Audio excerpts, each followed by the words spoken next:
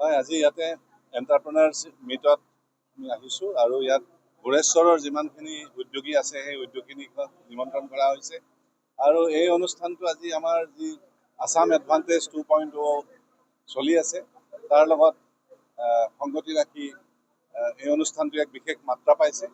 আৰু আমাৰ ইয়াত বিভিন্ন বিভাগে বিশেষকৈ VTRৰ ইণ্ডাষ্ট্ৰী বিভাগৰ পৰা আৰম্ভ কৰি আমাৰ কিছু আমাৰ এমপেনেল NGOs আছে, তেওঁলোকে আজি ট্ৰেইনিং দিব।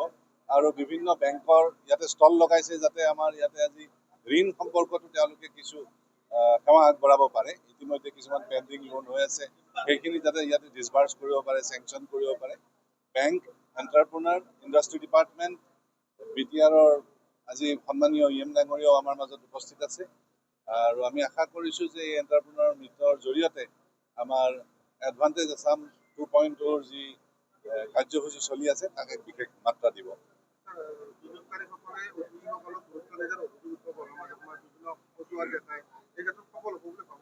নিশ্চয় নিশ্চয় নিশ্চয় সফল হ'ব। আজি আমি বেংকত যিবিলাক লোন প্ৰপ'জেলছ কৰি আছে সেইবিলাক আমি ৰিভিউ কৰিছোঁ। আৰু আমি যোৱা ডিচেম্বৰ মাহত আমি ইতিমধ্যে এটা দিনত লোন মেলা পাতি পেলাই 32 কোটি টকাৰ গভৰ্ণমেণ্ট স্পনচৰ্ড স্কিমবিলাকৰ লোন চেংচন হৈছে। গতিকে আজিও ইয়াতে আমাৰ বেংকৰ 4টা বেংকে পাৰ্টিচিপেট কৰিছে, ষ্টল লগাইছে।